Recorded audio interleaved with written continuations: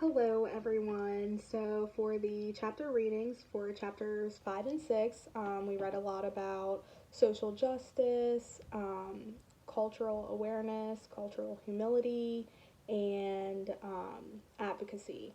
And then in the next chapter, we also read a lot about ethics and how they intertwine. So, the cultural humility, cultural awareness, and social justice and advocacy are so important because you because someone's background, their religion, their race, their culture, everything like that plays a big part in who they are.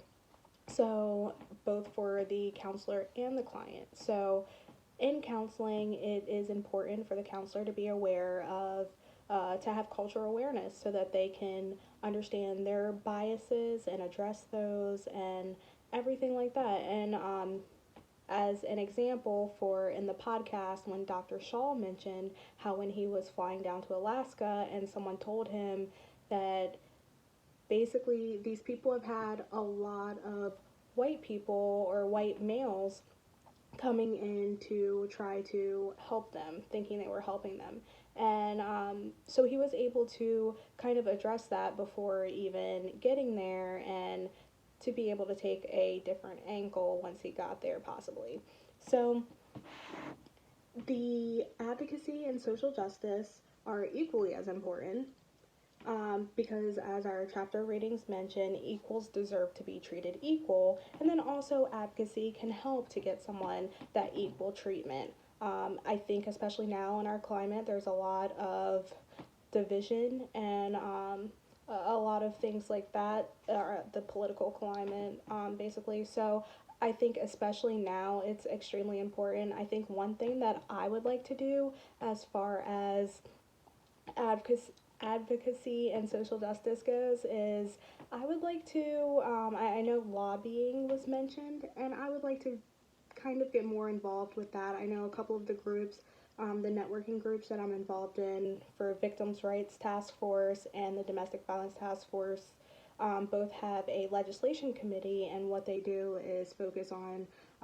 legislation and different laws for victims and the marginalized communities, and basically try to be sure that everyone's being treated equally, and that and they do get involved with lobbying and things like that. I've always been somewhat nervous to do so because I do not know much about laws and the legal aspects of things, but that's definitely something that I would like to kind of step out of my comfort zone to be able to get involved in.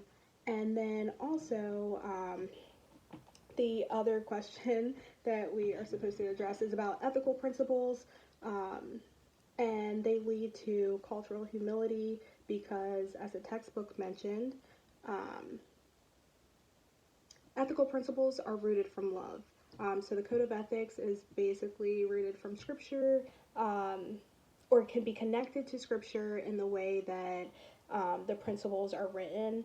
And so when it comes to principles like promoting justice, working for the good of the client, and then also focusing on what the client's needs are, and what would be best for them, those are all rooted in love. And so, really, it all boils down to that. And so, one of my favorite scriptures, and also that the textbook mentioned, is actually Isaiah 117, where it says, "Do good, seek justice, defend the oppressed, take up the cause of the fatherless, and plead the case of the widow." That's one of my favorites because that's what, even outside of the workplace or my professional commitments, I always try to live by. I want to be able to show everyone love and kindness, and to always do what's right.